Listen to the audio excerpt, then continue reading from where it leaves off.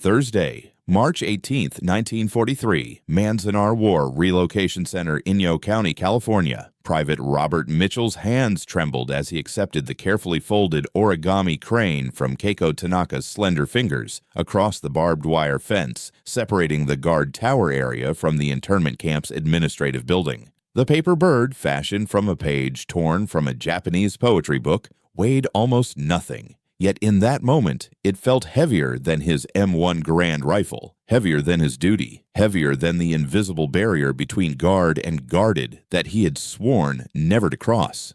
The high desert wind carried the scent of sage and dust, mixing with the faint aroma of rice cooking in the mess hall barracks visible behind her. Keiko stood there, barely 5 feet tall, her dark hair pulled back in a practical bun, wearing the simple cotton dress that marked her as one of the camp's administrative workers. Her eyes, those impossibly expressive eyes that had haunted his dreams for 3 months, searched his face for an answer he couldn't give. "You know I can't," he whispered, glancing over his shoulder toward the command post. "Fraternization, they'd court-martial me. They'd say that you were an enemy?" She finished quietly, her English flawless, despite the Japanese accent that colored certain syllables. "Is that what you think I am, Robert? Behind the wire, 10,000 Japanese Americans, 2/3 of them U.S. citizens, lived in tar paper barracks where families of 8 occupied single 25-foot rooms, where privacy was a luxury forgotten, where the American dream had transformed into an American nightmare." Mitchell knew these statistics. He'd read them in the briefing papers. He'd even felt uncomfortable about them late at night when his conscience wouldn't let him sleep. But feeling uncomfortable and falling in love were two entirely different transgressions. Keiko, Yoshiko Tanaka, 23 years old, born Sacramento, California. American citizen. She had been a secretary at a law firm before Executive Order 9066 changed everything. February 19, 1942, the date was burned into her memory like a brand. President Franklin D. Roosevelt's signature on that document had erased her citizenship, her rights, her entire life in a single administrative stroke. "You have 48 hours to prepare for relocation," the notice had read. "1 suitcase per person. Bring only what you can carry." Her family, mother, father, 2 younger brothers, had sold their Sacramento home for a fraction of its value to a neighbor who'd smiled sympathetically while offering $800 for property worth $5,000. They'd lost her father's nursery business, built over 20 years, to emergency liquidation. The U.S. government's Wartime Civil Control Administration records later showed that Japanese Americans collectively lost between $2 billion and $6 billion in property and assets. Her family's losses amounted to approximately $12,000. Her father's life's work vanished. The journey to Manzanar had been surreal. Buses with covered windows, armed guards, dust storms visible through the cracks. When they'd arrived at the camp on April 3, 1942, Keiko had stared at the guard towers, the searchlights, the machine gun emplacements, and thought, "This is how America sees us now. Not as citizens, but as threats." But she'd adapted. She'd taken a job as a typist in the camp administration office, $16 per month, compared to the $19 per month skilled workers earned outside the camps. She'd learned to eat in communal mess halls where the food was often spoiled, where milk curdled in the desert heat, where vegetables arrived rotten. She'd learned to shower in communal bathrooms with no dividers, where dignity was stripped away, like the clothing American citizens were forced to remove in front of strangers. She'd learned to live behind barbed wire in the land of her birth. And then, in December 1942, Private Robert Mitchell had been assigned to Tower 3, directly overlooking the administration building. Private Robert Mitchell, 26 years old, born Dayton, Ohio, drafted June 1941. He hadn't wanted this assignment. Infantry training had prepared him to fight Japanese soldiers in the Pacific, not guard Japanese Americans in California. The distinction had seemed clear before Manzanar. Now, working his rotation at Tower 3, watching children play baseball in the dust, observing families trying to maintain normal routines in abnormal circumstances, the clarity had dissolved into moral fog. The U.S. Army's official position was explicit and unambiguous. Guards will maintain professional distance from detainees at all times. Fraternization of any kind will result in immediate reassignment and disciplinary action. Romantic relationships between guards and internees are strictly forbidden and will be prosecuted under military law. Mitchell had read those regulations 100 times. He'd internalized them, believed in them, accepted them as necessary boundaries. Until Keiko. Their first conversation had been accidental. A dropped file folder, papers scattering in the wind, Mitchell climbing down from his tower to help retrieve documents before they blew across the compound. Their hands had touched reaching for the same page. She'd smiled, hesitant, uncertain, but genuine. He'd smiled back before remembering himself, before remembering the uniform, the duty, the unbridgeable divide. "Thank you," she'd said. "Just doing my job, ma'am," he'd replied, the formal address feeling absurd given she was an American citizen detained by her own government. But the damage was done. That smile had cracked something open inside him. Over the following weeks, brief exchanges accumulated. A comment about the weather, a shared observation about a dust storm, a question about a book she was reading, Steinbeck's The Grapes of Wrath, the irony not lost on either of them. Americans displaced, Americans seeking dignity, Americans struggling against systems that ground them down. By February, they were talking regularly during his tower shifts. By March, he was bringing her books from the camp library. And now, in mid-March, she was offering him origami cranes and her heart. He knew he should refuse, knew he should transfer, knew he should report to his commanding officer the dangerous emotional compromise developing. Instead, he pocketed the crane and whispered, "Tonight, after lights out, by the north fence, Section 7. We can talk properly there." The relief and joy that flooded her face should have made him feel good. Instead, it filled him with dread. What was he doing? That night, the camp slept under a canopy of stars that seemed impossibly bright in the desert darkness. Mitchell had traded shifts with another guard claiming stomach trouble. The north fence section was rarely patrolled after midnight. Most escape attempts, the officers reasoned, would head south toward the highway. The northern perimeter led only deeper into the Owens Valley wilderness. No one ran that way, which made it perfect for a conversation that couldn't happen. He arrived first, his heart hammering so hard he could barely hear his own footsteps. The fence rose before him, 10 feet of chain link topped with barbed wire. Searchlights swept other sections of the perimeter in mechanical rhythm. This section remained blessedly dark. She materialized from the shadows like a ghost, wrapped in a thin coat against the desert night's surprising cold. March temperatures at Manzanar dropped to near freezing after sunset. The barracks' inadequate coal stoves barely kept families warm. "You came," she breathed. "I shouldn't have," he replied, but his feet carried him to the fence anyway. They stood 3 feet apart, metal wire separating them, a physical manifestation of every rule, every regulation, every reason this was impossible. "Tell me about Ohio," she said softly. "Tell me about your home." So he did. He described Dayton's streets, his father's hardware store, his mother's garden, the normalcy of a life untouched by war until Pearl Harbor changed everything. He described joining up, training at Fort Benning, expecting to fight in Europe or the Pacific, never imagining he'd end up here. "Do you think we're the enemy?" she asked again, the question that had haunted their earlier exchange. Mitchell looked at her through the wire. In the starlight, her face seemed to glow with an inner luminescence. Behind her, the camp sprawled, row after row of identical tar paper barracks, guard towers rising at regular intervals, searchlights painting geometric patterns across the dust. "No," he said finally. "I think my government made a terrible mistake. I think fear makes people do things that shame them later. I think—" He stopped, swallowed hard.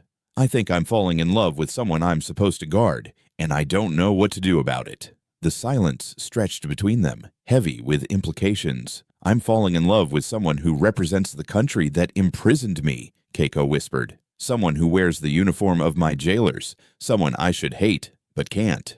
Tears glinted in her eyes. "So we're both traitors, aren't we? You to your duty, me to my community." "What do we do?" Mitchell asked helplessly. "We keep meeting," she said with sudden fierceness. "We keep talking. We refuse to let them make us strangers. Maybe that's the only resistance we have, to insist on seeing each other as human beings when everything says we shouldn't." And so, they began a dangerous ritual. Over the following months, Mitchell and Keiko met at the north fence whenever his guard rotations and her work schedule aligned. They talked about everything: books, dreams, politics, family, the war that raged across oceans they'd never seen. She told him about Sacramento before the internment, about the nursery where her father had grown prize-winning roses, about her hopes of becoming a journalist someday. He told her about the hardware store, about his younger sister, about his dream of becoming a teacher after the war ended. They never touched. The fence prevented that, but words built a bridge that barbed wire couldn't stop. In April, Keiko received devastating news. Her younger brother, Tommy, had enlisted in the newly formed 442nd Regimental Combat Team, the segregated unit of Japanese-American soldiers that would become the most decorated unit in U.S. military history. The irony was crushing. Tommy, imprisoned by his country, volunteering to fight for it anyway. "He wants to prove we're loyal," Keiko explained to Mitchell, her voice breaking. "He wants to show them we're Americans, as if we need to prove what should be obvious." Mitchell had no comfort to offer. What could he say? That the system was unjust? She knew. That her brother shouldn't have to prove his loyalty. She knew that too, so he simply listened, standing on his side of the fence while she stood on hers, separated by wire and war and rules that made love impossible. In June, another crisis emerged. Camp administrators began noticing Mitchell's frequent presence near the north fence. Questions were asked, suspicions raised. His commanding officer, Captain James Morrison, called him into the office. "Private Mitchell, there have been observations about your conduct," Morrison said, his voice carefully neutral. Specifically, allegations of inappropriate interaction with one of the internees, a female typist, Miss Tanaka. Mitchell's blood froze. "Sir, I've maintained professional distance at all times. I've never violated—" "I'm not accusing you of anything," Morrison interrupted. "Yet. But I'm warning you. This camp is under constant scrutiny from Washington. Any hint of impropriety, especially romantic involvement between guards and detainees, would be catastrophic. For the camp's reputation, for your career, for the woman involved." The threat hung in the air, unspoken but clear. Step back or destroy her. "I understand, sir," Mitchell forced out. "Do you?" Morrison leaned forward. "Because from where I sit, Private, you're about to make a choice that will ruin 2 lives, yours and hers. She's Japanese, for Christ's sake. Even if there weren't regulations, even if she weren't behind that wire, public opinion would destroy you both. You think your family in Ohio would accept her? You think her community here would accept you? You're not Romeo and Juliet. You're a guard and a prisoner, and there's no universe where this ends well." Every word was a knife. Every word was true. Mitchell left the office knowing what he had to do. He had to end it, for her sake, if not his own. That night, at the north fence, he told Keiko they couldn't meet anymore. "Why?" she demanded, her voice sharp with pain and suspicion. "What changed?" "Morrison knows. If we keep meeting, they'll transfer me. Or worse, they'll punish you, move your family to a different camp. I won't be responsible for making your situation worse. So you're abandoning me." Her voice was flat, dead. "Just like everyone else." "I'm protecting you." "I don't need protection. I need someone who doesn't see me as a problem to be solved." Tears streamed down her face now, visible even in the darkness. "Do you know what it's like to have everything taken from you? My home, my rights, my dignity, all gone. And then I found you. Someone who saw me as a person, not a security threat. Someone who made me remember I was human. And now you're taking that away too." Mitchell felt his resolve crumbling. "What do you want me to do? Risk court-martial? Risk getting you sent to Tule Lake? The maximum security segregation camp for disloyal internees. A place even worse than Manzanar. I love you, Keiko. That's why I have to stay away." "Love means fighting," she shot back. "Love means refusing to give up even when everything is impossible. But I understand. You're choosing safety over me. The uniform over your heart." She stepped back from the fence. "Goodbye, Robert. I hope your duty keeps you warm." She disappeared into the darkness, leaving Mitchell alone with his honor, his regulations, and his breaking heart. He didn't see her again for 2 months. Summer turned to autumn.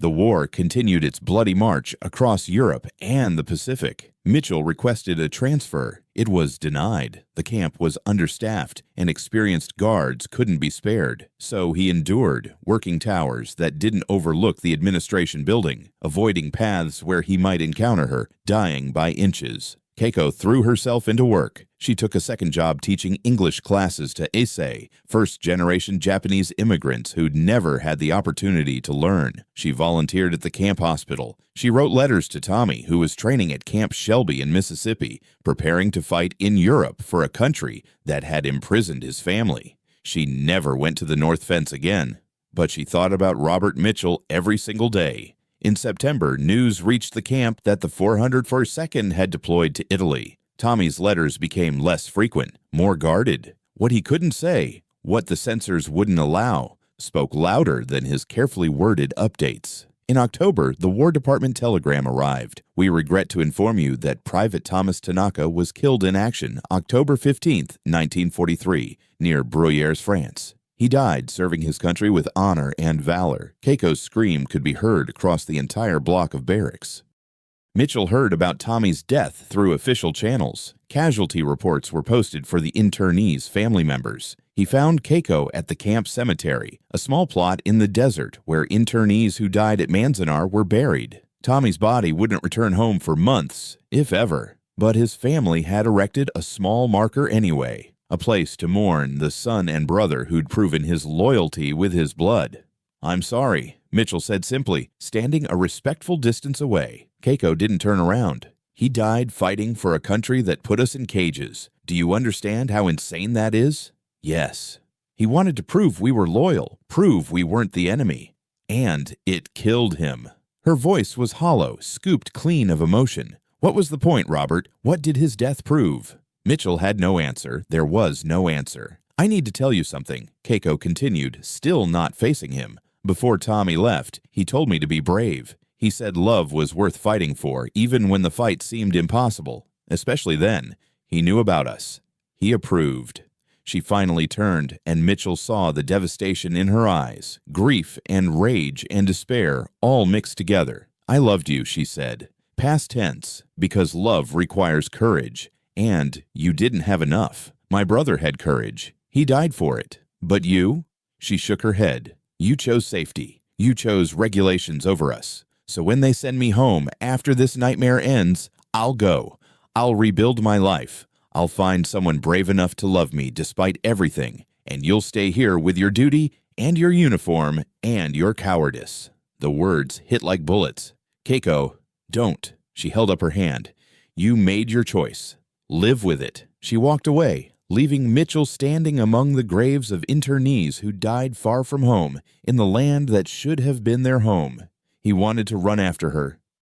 Wanted to tell her she was right, that he'd been a coward, that he'd choose her over duty, over regulations, over everything, but his feet wouldn't move. His voice wouldn't work. The uniform he wore felt like chains. The war ended in August 1945. Manzanar closed its gates in November. Internees received $25 and a train ticket to wherever they wanted to go. Most had nothing to return to, homes sold, businesses destroyed, communities scattered. The government offered no reparations, no apologies, no acknowledgement that perhaps imprisoning 120,000 people without trial or evidence had been a mistake. Keiko and her family returned to Sacramento. The house they'd owned was occupied by strangers. Her father's nursery had been bulldozed, replaced by a shopping center. They rented a small apartment, started over from nothing, rebuilt with the quiet determination that characterized the Nikkei community. Mitchell was discharged in December 1945. He returned to Dayton, to his father's hardware store, to a world that seemed smaller and grayer than before.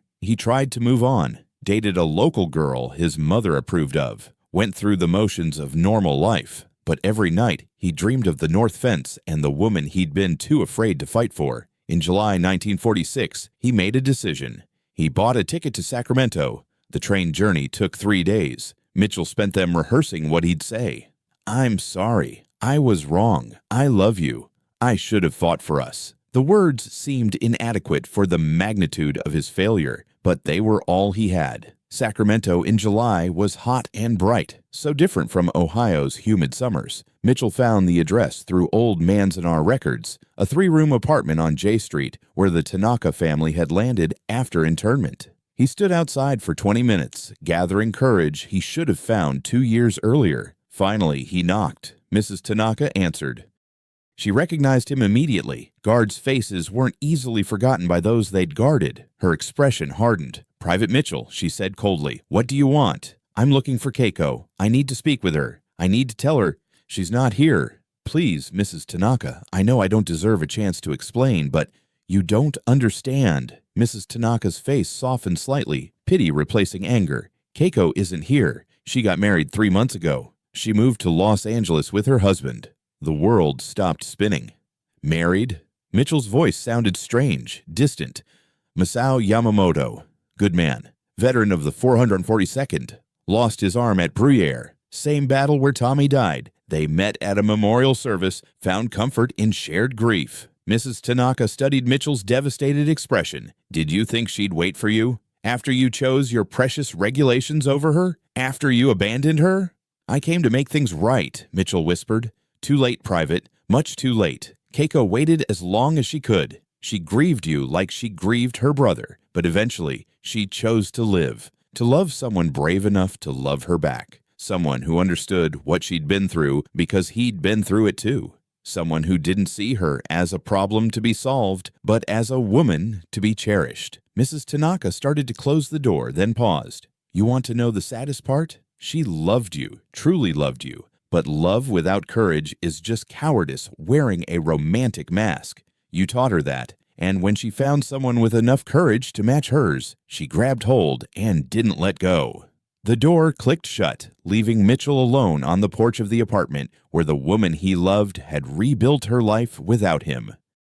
He stayed in Sacramento for 2 more days, wandering streets Keiko had once walked, visiting the site of her father's destroyed nursery, standing outside the apartment and hoping against hope she might visit her parents. She didn't come. On the 3rd day, he returned to Ohio carrying nothing but regret. 60 years later, in 2006, Robert Mitchell, now 87 years old, sat in his daughter's living room in Florida, watching a PBS documentary about Manzanar. The footage showed the camp as it appeared in the 1940s. Barracks, guard towers, barbed wire, American citizens imprisoned by their own government. Interviews with survivors followed, elderly Japanese Americans sharing their stories, their pain, their resilience. And then Keiko Yamamoto appeared on screen. Mitchell's breath caught. She was 86 now, white-haired and delicate, but her eyes remained sharp, intelligent, unmistakable. She sat in what appeared to be a comfortable living room, photographs of children and grandchildren visible in the background. "The camp was a theft," she told the interviewer. "They stole our homes, our dignity, our constitutional rights. But the cruelest theft was subtler. They stole our faith in America, the idea that we belonged here, that we were valued as citizens." "Did you ever get that faith back?" the interviewer asked. Keiko smiled sadly. "Yes and no. My husband Masao, God rest him, he passed in 1998, used to say that we had to earn back what should never have been taken. That's what the 442nd did, bleeding in Europe to prove they deserved to be called Americans. But the fact that we had to prove it at all, that loyalty had to be purchased with blood," she shook her head. "That broke something that could never fully heal." "Any regrets?" the interviewer pressed. Keiko was quiet for a long moment. "I loved someone once in the camp, one of the guards. A kind man, a good man, but ultimately a fearful man. He loved me too, I think, but not enough to challenge the system that kept us apart, not enough to risk everything for us."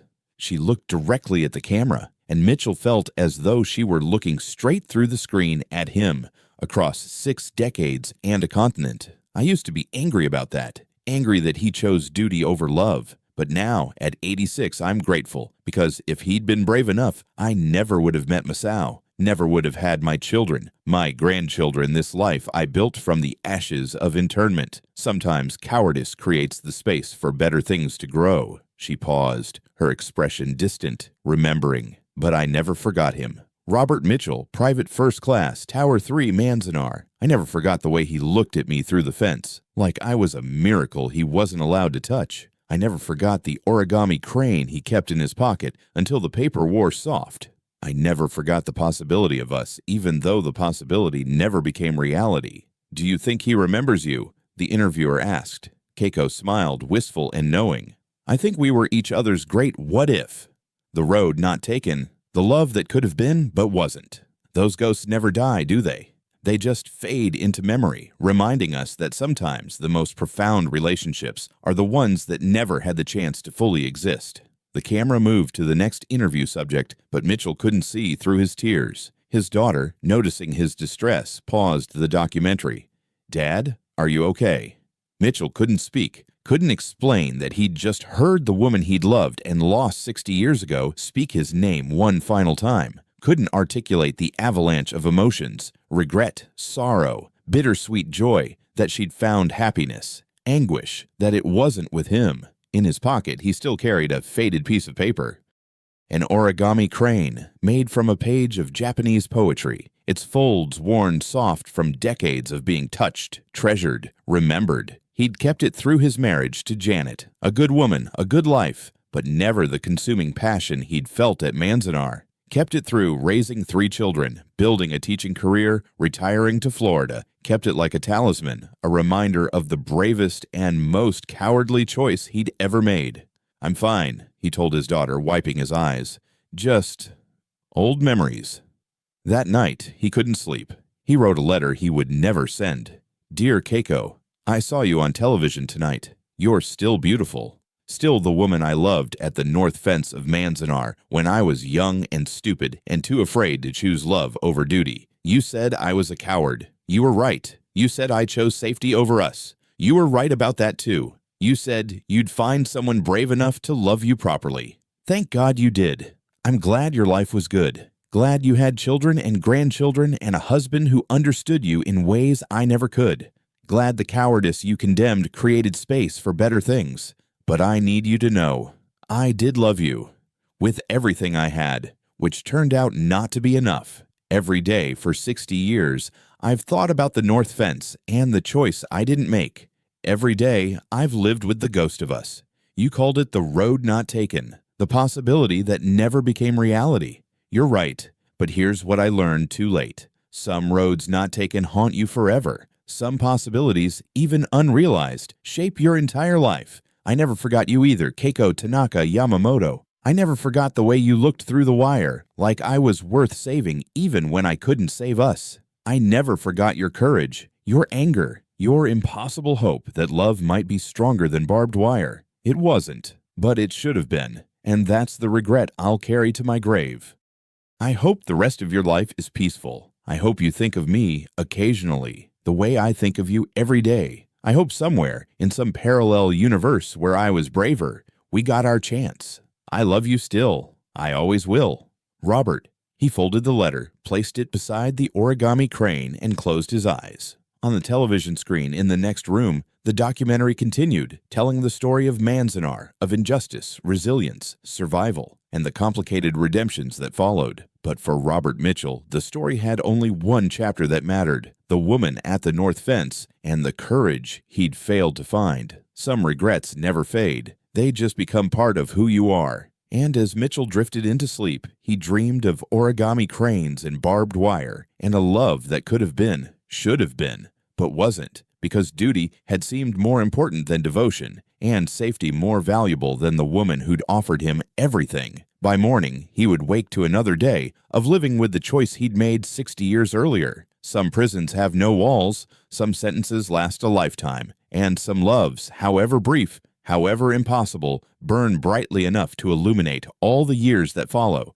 reminding you with every breath that you once held a miracle in your hands and were too afraid to hold on. Some prisons have no walls, some sentences last a lifetime, and some loves, however brief, however impossible, burn brightly enough to illuminate all the years that follow, reminding you with every breath that you once held a miracle in your hands and were too afraid to hold on. Epilogue: The Weight of Memory. In 2012, Robert Mitchell passed away at the age of 93.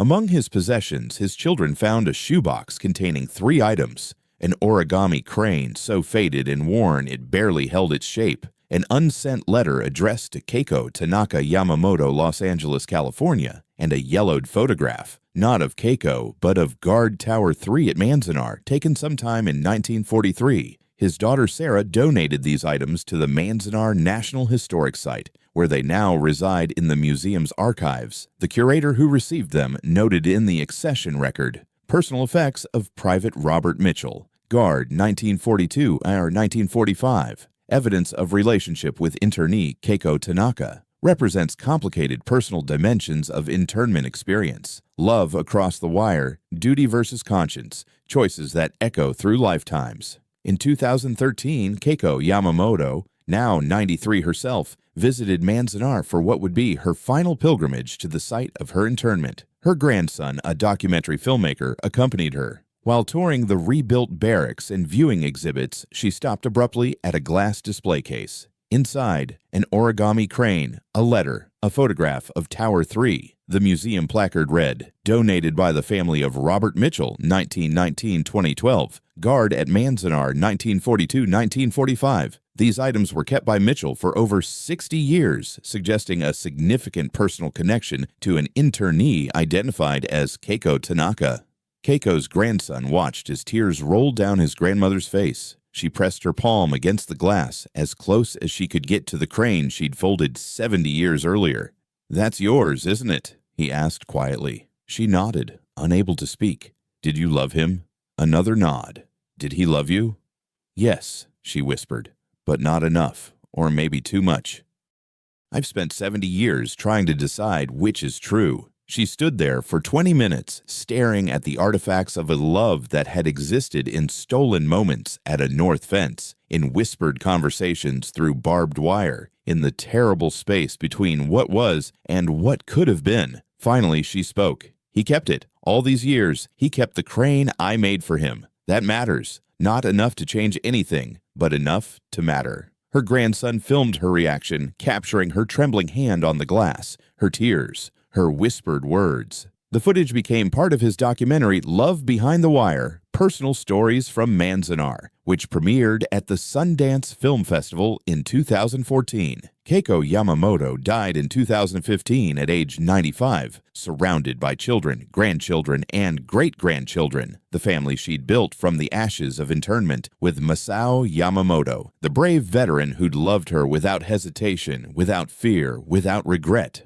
Her obituary in the Los Angeles Times mentioned her internment, her advocacy for Japanese-American reparations, which Congress finally granted in 1988, her 52-year marriage to Masao, her career as a community organizer and teacher. It didn't mention Robert Mitchell. That story remained private, locked in her heart, shared only with the grandson who'd filmed her final visit to Manzanar. But in her personal papers donated after her death to the Japanese-American National Museum in Los Angeles, researchers found a journal entry from 1946. "Married Masao today. He is good. He is kind. He understands the camps because he lived them too. He understands loss because he lost his arm at Bruyere, lost his brother at Anzio, lost his faith in America, and had to rebuild it from scratch. We will rebuild together. But I cannot lie. Even to this journal, part of my heart remains at the north fence of Manzanar with a cowardly guard who loved me but not enough. Masao knows this. I told him before we married, gave him the choice to walk away. He stayed. That is the difference between the two men. One loved in theory, the other loves in practice. Robert taught me what love without courage looks like. Masao shows me every day what love with courage accomplishes. I will be happy with Masao. I will build a good life. But some ghosts never leave entirely. They just become part of the architecture of who you are. And so, Robert will haunt the edges of my happiness, a reminder that love, real love, requires the courage to risk everything, the courage he never found, the courage Masao possesses in abundance. Tomorrow we leave for Los Angeles to begin our life together. I will not look back toward Sacramento, where Robert came searching for me too late. Forward is the only direction that matters now. But tonight, I allowed myself to grieve one final time for the love that could have been, should have been, but wasn't. And then I closed that door forever. The journal entry was dated July 15th, 1946, 3 days after Robert Mitchell had knocked on her mother's door in Sacramento, 3 days after he'd learned he'd lost her, 3 days after his world had shattered. 3 days that separated two people who loved each other across 70 years, across barbed wire, across the unbridgeable gap between courage and fear. Historical aftermath, the broader context. The story of Robert Mitchell and Keiko Tanaka represents thousands of untold personal dramas that unfolded within America's internment camps. While most records focus on institutional history, Executive Order 9066, Supreme Court challenges, camp logistics, the human dimensions often remain hidden in letters, diaries, and memories that never made it into official archives. Statistical realities of internment. 120,000 Japanese Americans interned 1942 of 1946. 62% were American citizens. Nisei, second generation. Economic losses, estimated $2.6 billion in 1945 dollars, equivalent to $29.87 billion today. 0 instances of espionage or sabotage by interned Japanese Americans. 33,000 Japanese Americans served in U.S. military during WW2. 442nd Regimental Combat. Team earned 18,143 medals and citations, most decorated unit in U.S. military history. The question of interracial relationships. Military regulations explicitly forbade fraternization between guards and internees. Of the approximately 5,000 guards who served at various camps throughout the war, documented cases of romantic relationships remain extremely rare, either because they didn't occur frequently or because participants kept them secret, knowing the consequences. Post-war marriage records show that some Japanese American women did marry Caucasian men in the late 1940s and 1950s, facing significant social stigma. Anti-miscegenation laws in many states prohibited interracial marriage until 1967's Loving v. Virginia Supreme Court decision. The social pressure against such relationships was enormous. Japanese American communities often viewed relationships with whites, especially former guards, as betrayals of community solidarity. White American society largely viewed Japanese Americans, regardless of citizenship, as enemy aliens unfit for integration. Long-term psychological impact. Studies of internment survivors reveal lasting psychological trauma comparable to prisoners of war.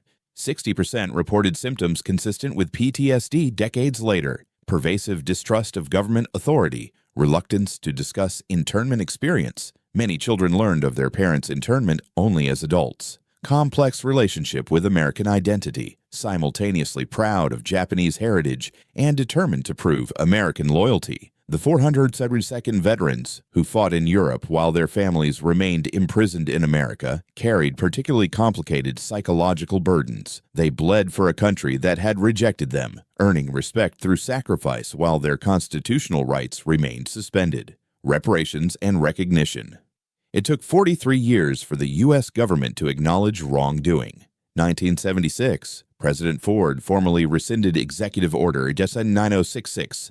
1983, Commission on Wartime Relocation and Internment of Civilians concluded internment was a grave injustice motivated by race prejudice, war hysteria, and a failure of political leadership. 1988, President Reagan signed Civil Liberties Act, providing $20,000 compensation to surviving internees and formal apology. Approximately 82,000 internees alive to receive compensation.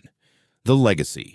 Manzanar became a National Historic Site in 1992. Annual pilgrimages bring survivors, descendants, and educators to remember. The reconstructed barracks, guard towers, and exhibits serve as reminders of how easily constitutional rights can be suspended during times of fear. The stories of individuals like Keiko and Robert, lovers separated by wire and fear, by duty and injustice, add personal dimension to historical statistics. They remind us that behind every policy, every executive order, every military necessity, there are human beings loving, suffering, choosing, regretting. War doesn't just kill soldiers, it kills possibilities. It imprisons not just bodies, but futures. And sometimes the casualties are the relationships that never got to exist, the loves that never got their chance, the courage that surfaced too late to matter.